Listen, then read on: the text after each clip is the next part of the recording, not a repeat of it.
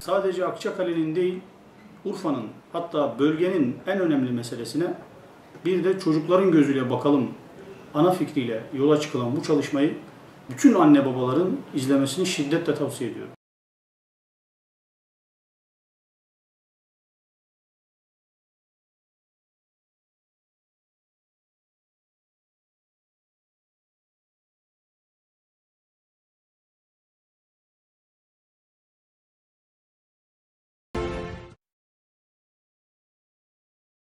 Anneler, babalar bize kulak verin, bırakın kız çocuk.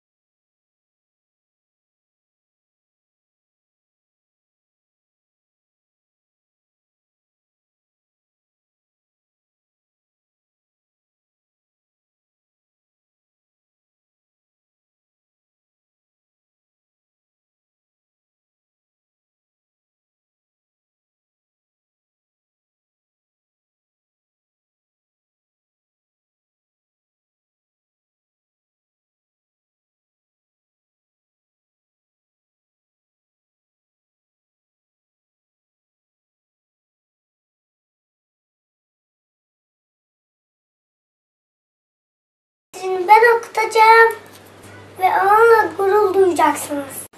Kızımla gurur duymak istiyorum.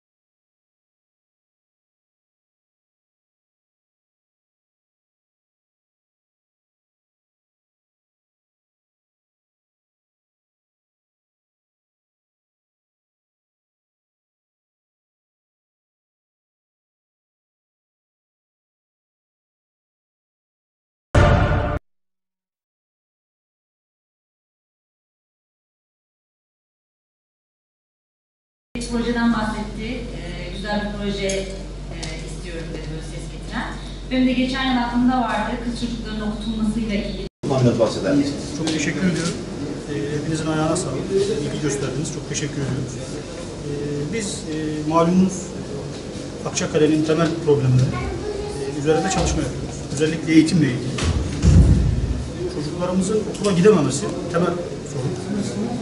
Bununla ilgili ne yapabiliriz diye çok kafa yoruyoruz arkadaşlarla. Birkaç projemiz oldu, sizlere de paylaştık malumunuz. Biz istedik ki Akçakale'nin, hatta bölgenin en temel sorunu olan meseleye bir de çocukların gözüyle bakalım. Ana sınıf öğrencilerimiz ve güzel bir kısa film çektik. Türkiye'de bunun örneği yok. Piyes tarzı, tiyatro tarzı işler var ama ciddi anlamda senaryosu olan böyle emek harcanarak bir film çıkarılmış değil ortaya. Bunu ilk Akçakale olarak biz başardık. Ben emeği geçen arkadaşlarıma çok teşekkür ediyorum.